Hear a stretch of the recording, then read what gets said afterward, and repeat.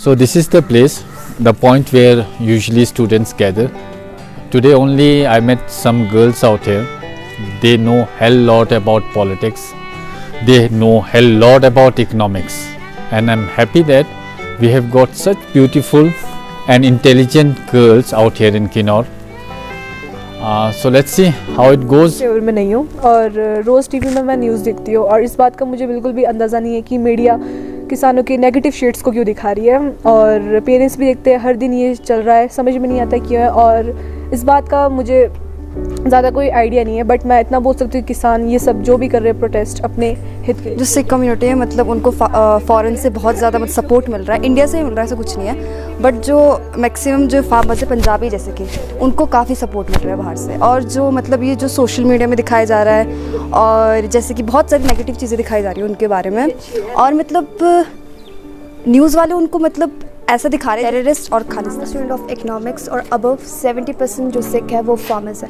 तो मुझे तो ये समझ नहीं आ रहा कि जो गवर्नमेंट है वो उनकी डिमांड पूरी क्यों नहीं करी। So in this case I am in favour of मैं बहुत ज़्यादा इम्प्रेस हूँ सिख कम्युनिटी से, बिकॉज एज ए कम्युनिटी वो बहुत बड़ा रोल प्ले कर रही है और पीसफुल प्रोटेस्ट जो कि बहुत बड़ी सिख कम्युनिटी, वो कम्युनिटी क्या है, वो फ्रॉम किन्नौर, वेलनेटेड कम्युनिटी है हम भी, तो हम क्यों ना करें। हम भी किन्नौर है, हम भी किसान है, हम भी किसान का दर्शन। बिल्स सारे न्यूज़ चैनल्स में बस यही। मुझे नहीं लगता अपोजिशन पार्टी का कुछ लेना देना है इसमें। मुझे ये समझ नहीं आ रहा है कि गवर्नमेंट क्यों नहीं इस बिल के साइड में है। और कुछ दिनों पहले कंगना रनौत ने ट्वीट करा, टिप्पणियाँ ऐसे कैसे दे सकती हैं, एंड बीइंग अ हिमाचली मैं उनके फेवर में बिल्कुल भी नहीं। वाटर कैनल्स कभी लाठियाँ अच्छा नहीं है। We really love our farmers.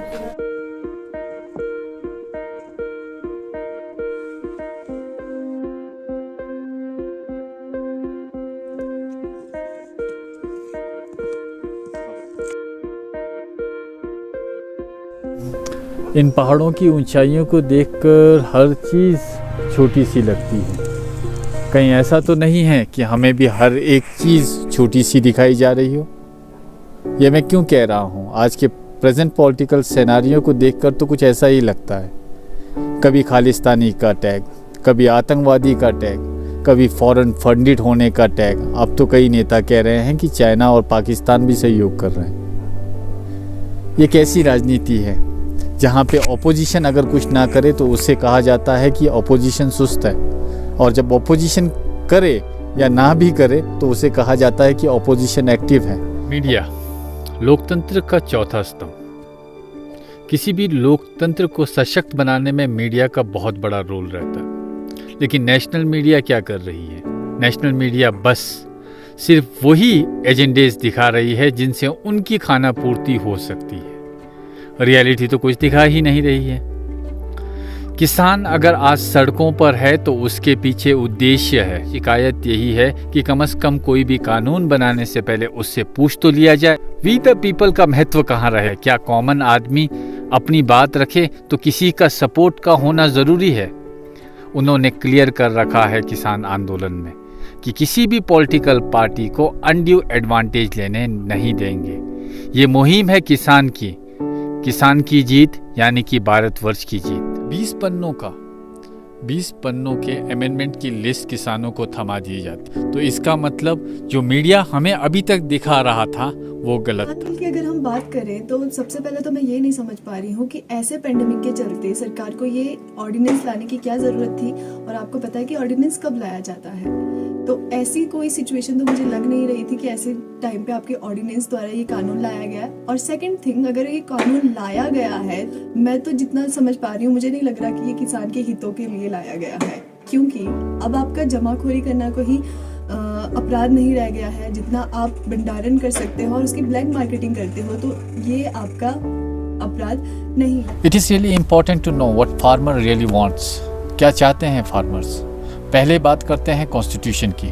Constitution में शेड्यूल 7 के अंदर 3 लिस्ट में डिवाइड किया गया है। 3 लिस्ट हैं, स्टेट लिस्ट, यूनियन लिस्ट और concurrent list. Agriculture state list में आता है और वहीं पर एग्रीकल्चर के साथ साथ मार्केटिंग भी स्टेट लिस्ट में आता है। लेकिन यहाँ पे यूनियन गवर्नमेंट ने किया क्या? उन्होंने under concurrent list it made the law. Second thing, किसी भी स्टेट में अधिकार क्षेत्र स्टेट का ही आता है, वो सेस लगा सकता है। यहाँ पे भी वायलेशन होता है कॉन्स्टिट्यूशन का। Thirdly, agriculture is occupation, not a treat. किसान के हितों की बात करें तो सरकार कह रही है कि ये जो प्रावधान है आप व्यापारियों के साथ साथ किसानों के लिए भी लेके आए हो, पर जहाँ तक देखा जाए कि एक किसान कितना स्टोरेज कर सकेगा, उनकी स्टोरेज कैपेसिटी बहुत ही कम होती है। तो ये जहाँ तक देखा जाए ये आपके लिए जितना ज़्यादा फायदेमंद होगा ये व्यापारियों के लिए ही आपका फायदेमंद होगा, तो ये किसानों के लिए ज़्यादा फायदेमंद मुझे लग नहीं रहा। वन नेशन वन मार्केट की बात की जा रही है, सही है, वन नेशन वन मार्केट की बात की जा रही है, लेकिन हकीकत में यहाँ पे दो मार्केट्स बनाए जा रहे हैं, एक APMC और दूसरा जो अभी लॉ लाया है। पंजाब एंड हरियाणा जहाँ पे बेस्ट मार्केटिंग सिस्टम है वर्ल्ड का, उनको कहा जा रहा है कि वहाँ पे 6% का जो आपको बेनिफिट होता है वो सिर्फ पंजाब और हरियाणा के लोगों को ही होता है। सही है, बहुत सही है, पंजाब एंड हरियाणा के लोगों को ही होता है, लेकिन आज तक कभी देश के दूसरे एरियाज़ में इस तरीके का मार्केटिंग सिस्टम को डेवलप करने की कोशिश क्यों नहीं की गई? आज पंजाब और हरियाणा को ही क्यों लिया जा रहा है?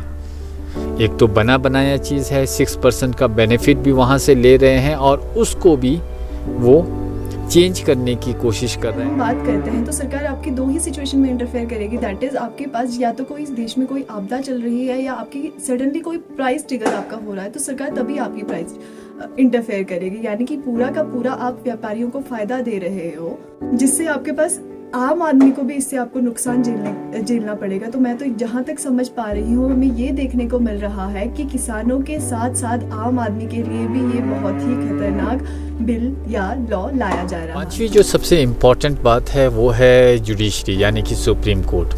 किसानों का कहना है कि सुओ मोटो नोटिस लेता है सुप्रीम कोर्ट, तो ये 2 दिन में ही क्लियर हो जाना था, क्योंकि आज से पहले भी जब वो 1974 वाला जब आप एक जगह से दूसरी जगह सामान नहीं ले जा सकते थे तब भी आपका रिट पिटीशन फाइल किया गया था। उसके बाद सुप्रीम कोर्ट ने डिसीज़न दिया था कि किसान जो उगा रहा है कोई चीज़ पे तो उसी का उस पे हक बनता है कि वो कहाँ बेचे कहाँ ना बेचे।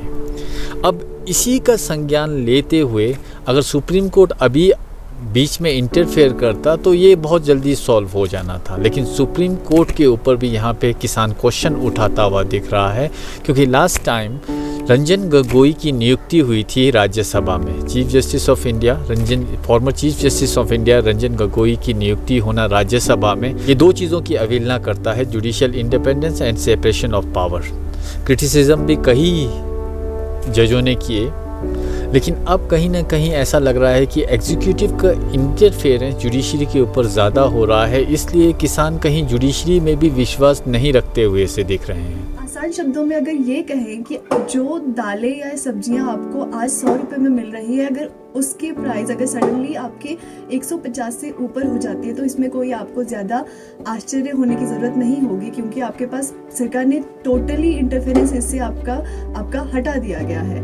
तो ये लॉ मुझे किसानों के साथ साथ आम आदमियों के लिए ज़्यादा खतरनाक लग रहा है। यहाँ बात हो रही है 3 बिलों की, 3 ऐसे बिल जिनके हित में किसान नहीं है, ऐसे बिल जो किसान समझता है कहीं ना कहीं वो रोड़ा बन रहा है। उनका डिमांड सिंपल है कि APMC को और ज़्यादा सशक्त और मजबूत किया जाए। पंजाब और हरियाणा के किसान ही क्यों हैं इस जगह पे? क्योंकि फूड ग्रेन्स चावल हो चाहे आटा हो, यानी कि गेहूं और चावल, इसका उत्पादन इन्हीं क्षेत्रों से सबसे ज़्यादा होता है। और कई लोग बार बार रिपीटेडली ये कह रहे हैं कि किसान गुमराह किए गए हैं। क्या किसान गुमराह हो सकते हैं? मैं तो नहीं समझता ऐसा कभी हुआ है आज तक।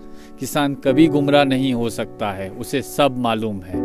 बस फ़र्क यह है कि अपनी रोज़मर्रा की ज़िंदगी में थोड़ा व्यस्त रहता है, इसलिए ज़्यादा बोल नहीं पाता है, और जब बोलता है तो ऐसे आंदोलनों का स्वरूप तैयार होता है। और किसी का भी ये कहना कि किसानों को बहकाया जा रहा है, मैं नहीं समझता हूँ कि किसान कोई बहकाने वाली चीज़ है। हम गधे नहीं हैं, आम आदमी को सब मालूम है क्या हो रहा है, क्यों हो रहा है।